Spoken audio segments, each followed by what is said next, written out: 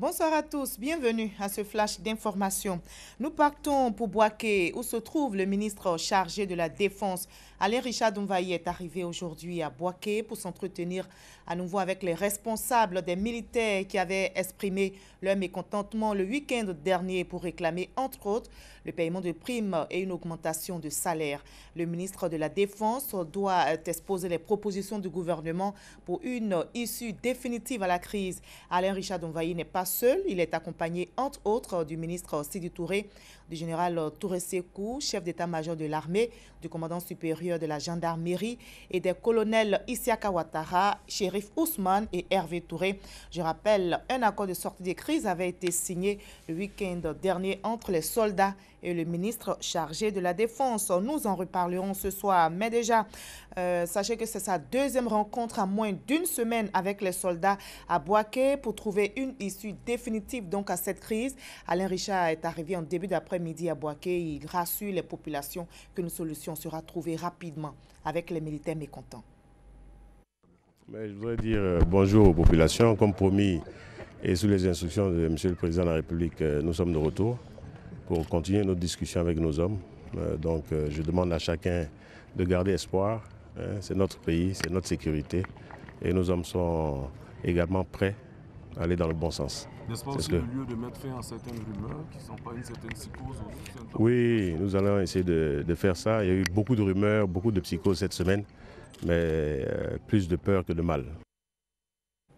L'Afrique et la France sont réunis à Bamako au Mali. Près d'une quarantaine de chefs d'État prennent part à ce 27e sommet Afrique-France, ouvert aujourd'hui même dans la capitale malienne. C'est un sommet historique sous très haute sécurité et le dernier du genre. Le président français François Hollande, en fin de mandat, il est arrivé au Mali et les enjeux de cette rencontre sont importants, non seulement pour l'Afrique, mais aussi pour l'ancienne colonie, comme nous l'explique Gabriel Zani. C'est l'heure des bilans à Bamako, au Mali, au 27e sommet de France-Afrique. Bilan de l'Afrique, mais aussi celui de la France. Depuis le début du quinquennat en mai 2012 de François Hollande, président français, la France n'a cessé de multiplier ses interventions en Afrique confrontée au spectre du terrorisme. Du Mali à la Centrafrique en passant par le Niger, le Burkina Faso, la Côte d'Ivoire, d'énormes défis sécuritaires ont été relevés pour préserver les intérêts communs à la France et aux pays cités. Le point de la sécurité sera donc au menu car l'objectif fixé au sommet de Paris en 2013 était de former 20 000 militaires africains par an en vue de donner les moyens aux armées africaines pour riposter contre les assauts répétés des groupes djihadistes.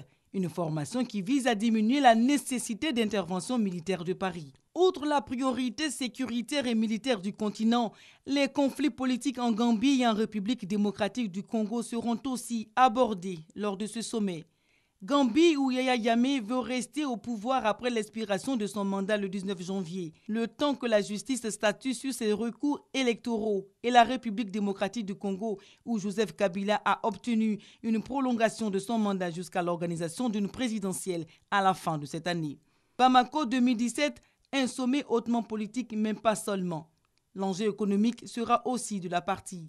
À trop s'occuper de la stabilité politique, selon certains observateurs, la France a pris du retard sur le plan économique face à la Chine, l'Inde et le Japon. Une forte délégation du mouvement des entreprises de France MEDEF est aussi à Bamako. Mais un point de crispation demeure latent, la question de l'immigration.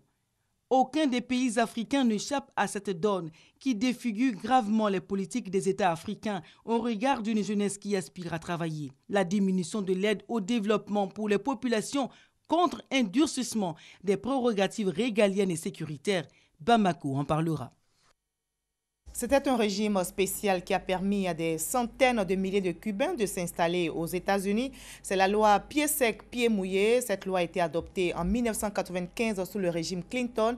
Cette loi vient d'être abrogée par Barack Obama. Désormais, les Cubains qui entrent aux États-Unis n'auront plus d'asile automatique.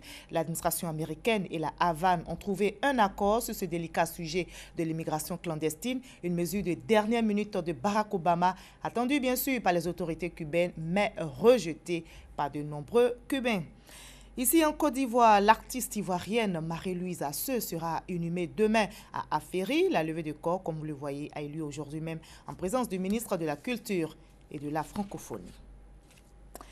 Le coup d'envoi de la CAN 2017 sera donné demain samedi en marque d'ouverture de cette CAN. Gabon, Guinée, Bissau, la Côte d'Ivoire, notre pays entre en lice lundi prochain.